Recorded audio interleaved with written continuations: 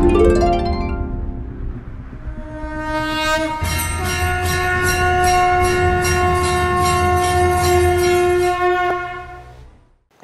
मैं Acharya Sangeeta Saxena, gold medallist astrologer और numerologist, Vedic astrologer, founder of Vedic astrology Gurukulam.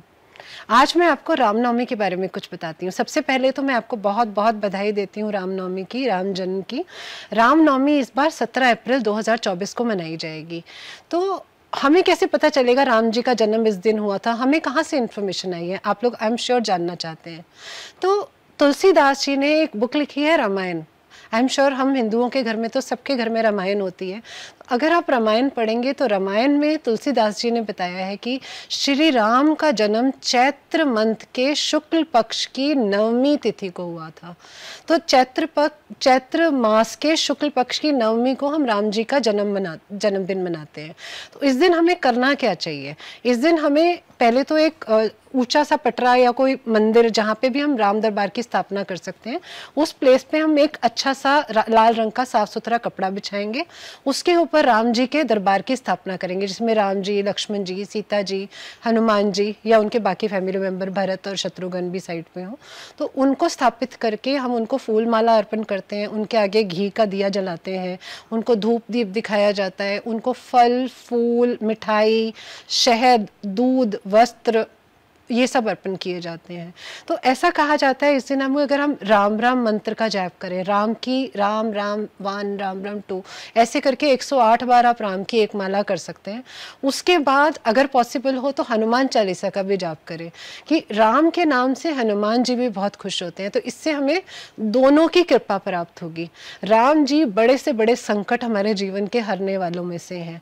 तो राम रक्षा स्तोत्र का पाठ करना भी इस दिन बहुत शुभ माना जाता है। मैं आपको एक और मंत्र बताती हूँ जो राम जी का महामंत्र कहा गया है।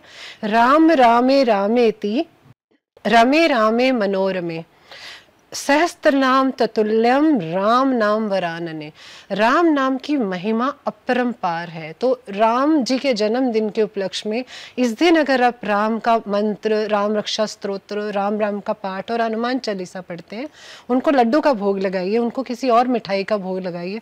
आप घर में भी कोई मिठाई बना के उनको भोग लगा सकते हैं और इससे हमें राम जी की कृपा प्राप्त होती है। साथ साथ हनुमान जी भी हमें ब्लेस करते हैं। तुलसीदास जी ने रामायण में हमें ना सिर्फ राम जी के जन्म के बारे में बताया है कि चैत्र मंथ की शुक्ल पक्ष की 9वीं तिथि को राम जी का जन्म हुआ, उन्होंने उसमें राम जी के कुंडली के बारे में भी बताया है। तो इस कुंडली को भी हम बहुत पवित्र मानते हैं, हम इसको अपने मंदिर में रखते हैं। जो स्टूडेंट्स एस्ट्रोलॉजी सीखते हैं वो अपने जब सीखना शुरू करते हैं फर्स्ट पेज पे राम जी का होरोस्कोप बना के रखते हैं। उससे हमें बहुत कुछ सीखने को मिलता है। तो तुलसीदास जी ने बताया कि जब राम जी का जन्म हुआ तो कर्क लगन था और कर्क लगन में उच्च के गुरु स्वराशि चंद्रमा के साथ बैठे हैं।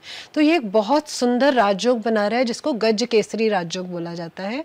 गज केसरी के साथ साथ ही हमसा राजयोग भी है गुरु का, जो पंच महापुरुष योग है। इसके बाद अगर हम बाकी प्लैनेट्स की पोजीशन देखें तो वो भी बड़ी शुभ स्थिति में है। चौथे घर में उच्च के शनि बैठे हैं और ये शश नाम के पंच महापुरुष योग का निर्माण कर रहे हैं। 7वें घर में उनके उच्च के मंगल बैठे हैं जो रुच्चक नाम के पंच महापुरुष योग में इन्वॉल्व है। 9वें घर में उच्च के शुक्र बैठे हैं। 10वें घर में उच्च के बुध बैठे हैं। तो आप देखिए इनका लगना लॉर्ड और सन मून सब कुछ बहुत ऑस्पिशियस पोजीशंस में बैठे हैं। तभी इन्हीं राजयोगों की वजह से वो महाराजा थे। बहुत ही अनोखी कुंडली है, बहुत ही खूबसूरत कुंडली है भगवान श्री राम की।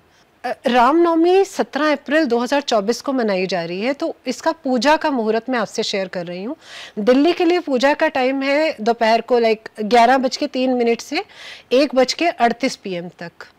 और इसके बाद अगर हम और सिटीज़ का देखें, चेन्नई में 10:54 to 13:23, अयोध्या में ये 10:44 से 13:18 तक मनाया जाएगा, मुंबई में 11:22 से 13:54, कोलकाता में 10:20 to 12:52। तो मुहूर्त में थोड़े थोड़े समय का अंतर है। तो अगर आप अपनी सिटी के लिए मुहूर्त देखना चाहें और अगर आपकी सिटी इसमें अपीयर नहीं हो रही तो आप गूगल पे जाके दृक पंचांग पे जा सकते हैं और अपनी सिटी के लिए आप रामनवमी की पूजा का मुहूर्त निकाल सकते हैं। जय श्री राम।